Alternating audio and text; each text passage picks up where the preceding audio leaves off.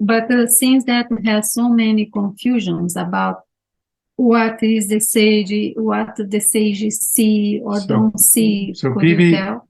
BB says there is a wide confusion in religious mystical circles, both of the Orient and Occident, as to what a sage really is like, what a spiritually enlightened master experiences, what both say and do when living in the world of ordinary people, how they behave and appear.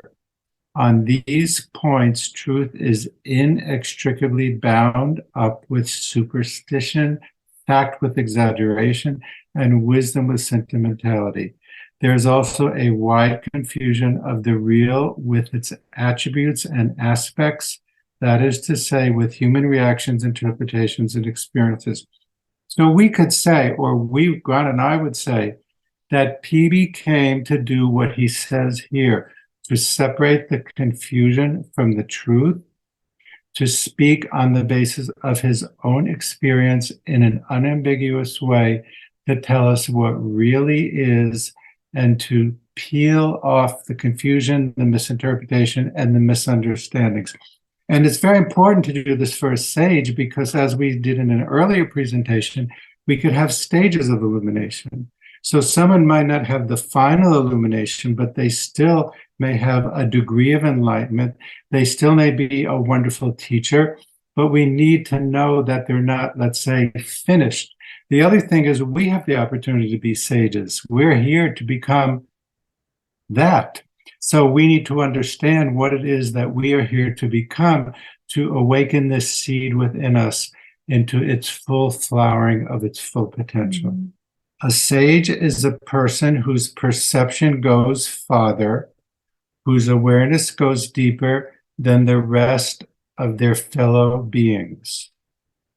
It must be so far and so deep that it rests durably in the I am of the overself.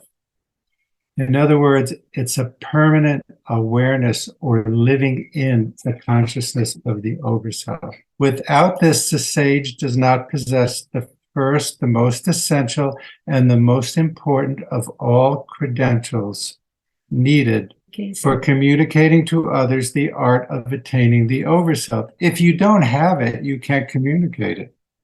If you have it, you might not be able to communicate it, but you need to have it. So he says the second credential, and admittedly a lesser one, is the compassionate desire to effect this communication as much as possible, to share it with others, as PB did. PB's dharma, we could say, his mission in life was to share this through his writings. The third is that he or she have the special power to teach others what they know. No all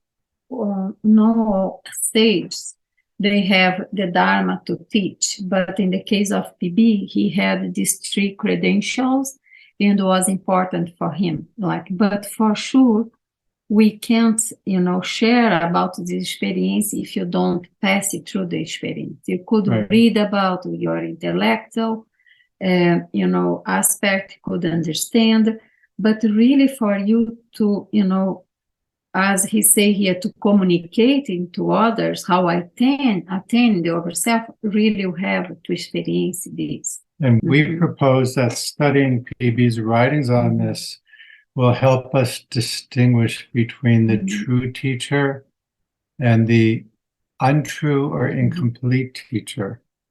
He actually has a whole volume of the notebooks on mysticism, and where he talks about false teachers and incomplete teachers and confusions about teachers.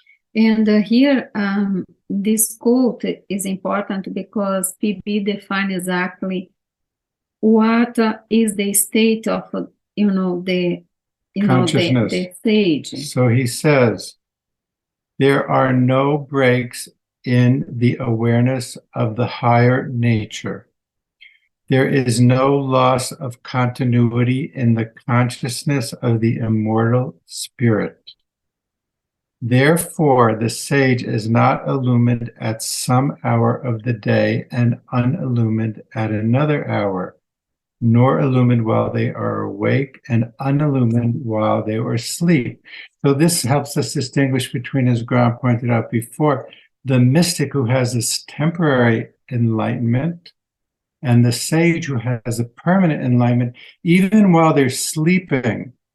So it's like you shut all the shades in the room and you make it completely dark, but there's still a lamp.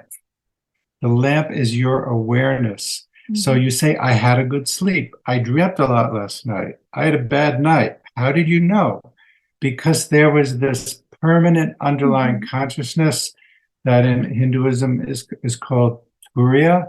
The Mandukya Upanishad explains the state of Turiya to us, that is ongoing and permanent. And the sage has fused their consciousness with this Turiya state that we also call Sahaja.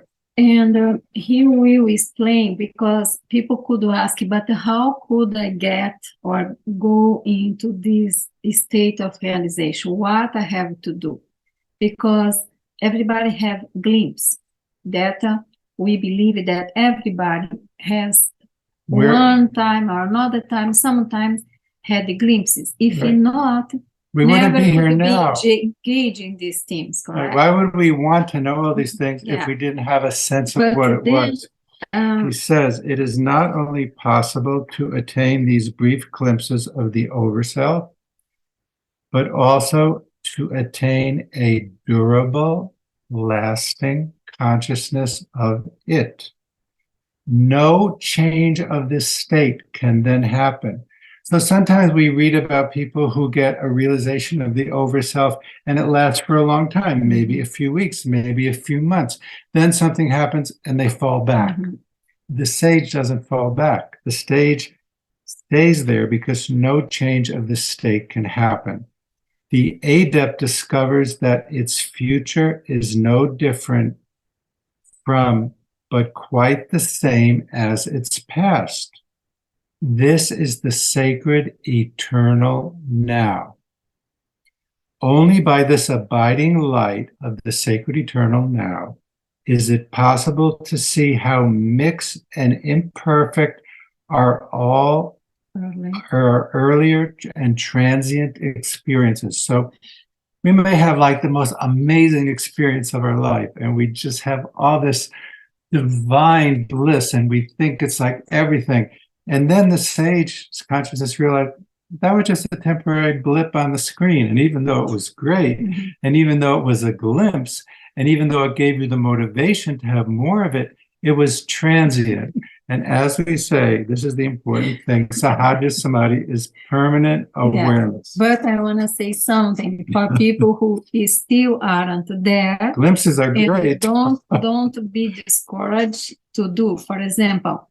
But if you have one glimpse here, one glimpse there, that is where you are going to be a sage tomorrow. Like you're on the way. Yeah, because every glimpse, every awareness, every mystical experience, everything in this path is important for you to cultivate in order for one day to have this great experience. And everyone could do that. Like, it's for us. If it wasn't for us, never Paul BRUNTON or any sage coming this earth if that wasn't for us. This is the seed of our potential. All potential is there, and we have to flourish in one day.